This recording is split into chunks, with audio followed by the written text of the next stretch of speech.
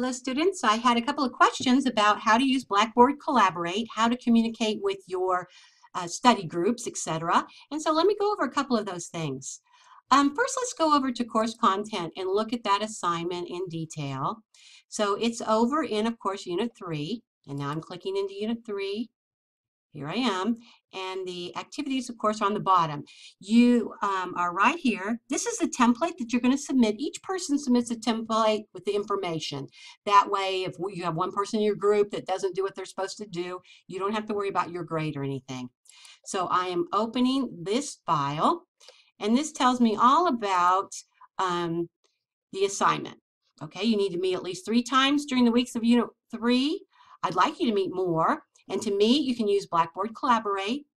Then you can use the discussion board to talk, and you can also use emails.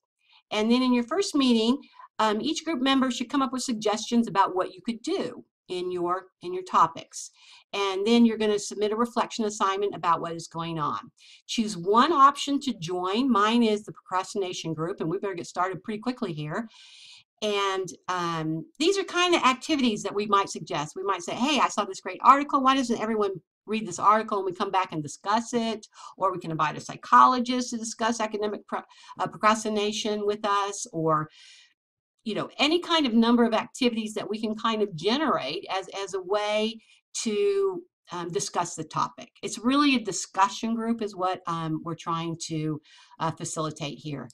Then we have option 2 is the meditation group. You might go to MIT Medical, and they have a different meditations that you could try as a group, etc. All right. So these due dates obviously are probably a little bit off at this point because everyone's a little bit behind. But that's the overall assignment. Now let's go ahead and look at some of the different ways that you're going to communicate. So if I'm over on discussion board, so I go down to discussion board where we have the different groups, and let's say I'm in healthy eating, or yeah, let's just go healthy eating, and I can see the 4 people who have already signed up to be in the healthy eating group. So Megan and Kara and Alicia and Alexis and Lexis, they're all in the healthy eating group.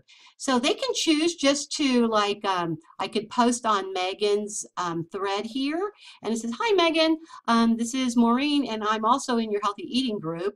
What do you think are some ideas that we could get together and talk about, or share recipes and so forth?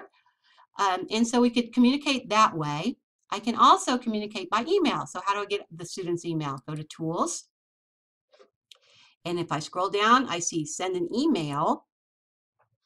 And if I say Select the Users, because I don't want to send it to everybody, and so I can just go ahead and go through here and select the users and move them over into the selected user group, all the ones I want to email to. And then I can put something in the subject line like healthy eating group and put my message in here. And then the other people in the group can reply all, and we can communicate in that way. So another way that you should communicate, and this is required, is that you use your Blackboard Collaborate. So go again to Tools. And if I see Blackboard Collaborate right here, click into it, and I have the sessions all open. So you can log into them anytime, okay? So I want to join a room. So let's say I want to join my procrastination group. Click. And so I click Join Room. Now, I have already downloaded my launcher. You might get the prompts to download the launcher, etc., and you'll have to do that to make sure that it works. But so I will go ahead and join my room. And I set this up to record when I join the room, so I know who's there and participating, etc. You'll get a little dialog box, like a little security warning. I do it, Cameron. You might not get one on your computer, but I go ahead and I press Run because I know that this is something that I clicked into. And it takes a second or two, so you have to be very patient. This is on my other screen, but as soon as it's open, I'm going to move it over.